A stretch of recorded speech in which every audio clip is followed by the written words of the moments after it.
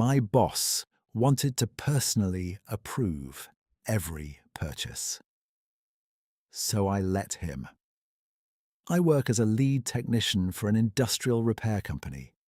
We service massive equipment for factories, warehouses, and processing plants, the kind of machines that can cost a company hundreds of thousands of dollars when they fail. Because of that, we order parts constantly. Under the old system, things worked perfectly fine. If I needed something, I'd send my manager a quick email.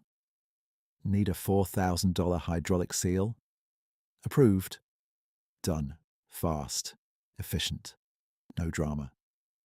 Then Kevin arrived. Kevin was one of those corporate efficiency experts who speaks entirely in buzzwords and somehow acts like basic common sense is a revolutionary discovery. Within 2 weeks, he became Director of Operations and immediately started fixing problems that didn't exist. At our first department meeting, Kevin stood at the front of the room with a PowerPoint titled Purchasing Accountability Initiative. That should have been our warning. He explained that the company had serious spending inefficiencies and that too many purchases were happening without proper oversight. Then he announced the new policy. No more email approvals. From now on, every single requisition, regardless of cost, required a printed Form 402 with a physical signature from him personally, ink on paper, hand-delivered to his office. No exceptions. The room went dead silent. I actually tried warning him. Kevin, we're a high-volume repair shop. Some days I order 40 separate items before lunch. He leaned back in his chair and gave me this smug little smile. If the company is spending money, he said, I want to personally see every request. And right there, I realized Kevin had absolutely no idea what he had just done to himself.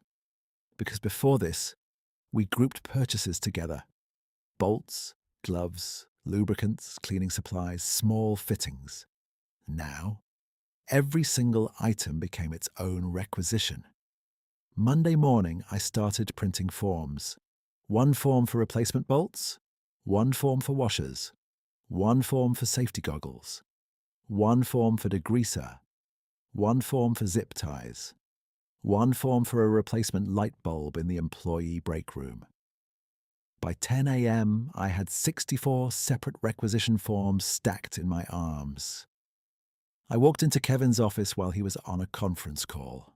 The second he saw me standing there, his face tightened. I waited patiently until he finished the call. Then I dropped the stack directly onto his desk. The sound alone made him flinch. He stared at the paperwork for a few seconds before slowly looking back up at me. What exactly is this? The morning requisitions. His eye twitched immediately. You cannot be serious. I shrugged. You said every request needed physical approval. For a second, I honestly thought he might back down. Instead, he doubled down. Fine, leave them.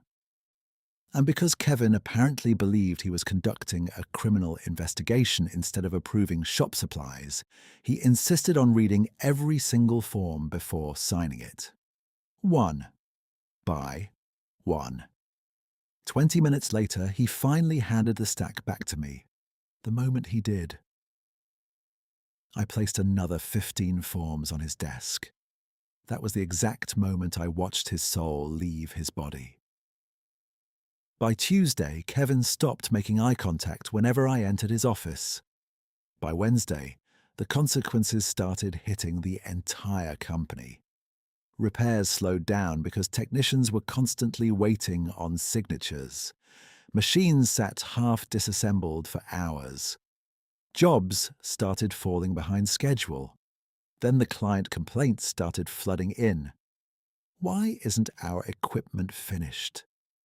What's taking so long? Why are repair times suddenly doubled? And every single time the answer was the same. We're currently waiting on approval. Meanwhile, Kevin was now spending half his day buried under stacks of paperwork instead of optimizing operations. And then Thursday happened.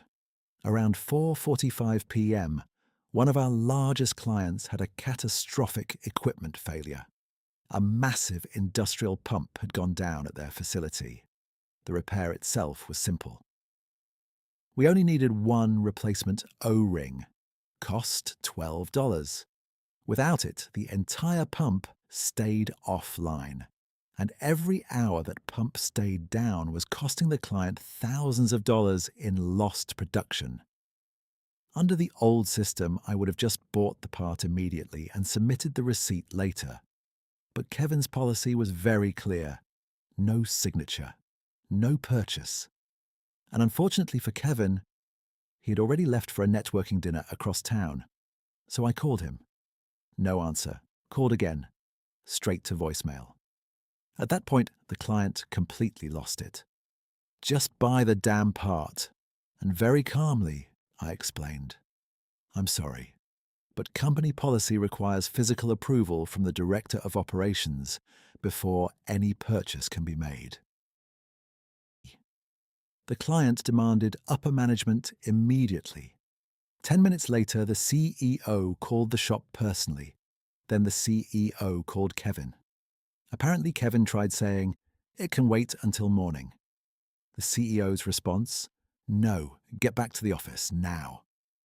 Kevin had to leave his expensive networking dinner, drive 45 minutes back to the office in a full suit, walk into the repair shop absolutely furious, and personally sign a requisition form for a $12 O-ring. I will never forget the look on his face when he saw me standing there, holding the clipboard. He didn't say a single word. He just grabbed the pen, signed the form, and walked away. The next morning, a company-wide email went out before 8 a.m. Digital approvals via email are immediately reinstated for all purchases under $5,000. Funny enough, Kevin still avoids eye contact with me to this day, but technically, company policy still says anything above $5,000 requires physical approval. So every once in a while, usually right before he leaves for lunch, I walk into his office carrying a very large stack of paperwork. After all, he wanted to personally see every request.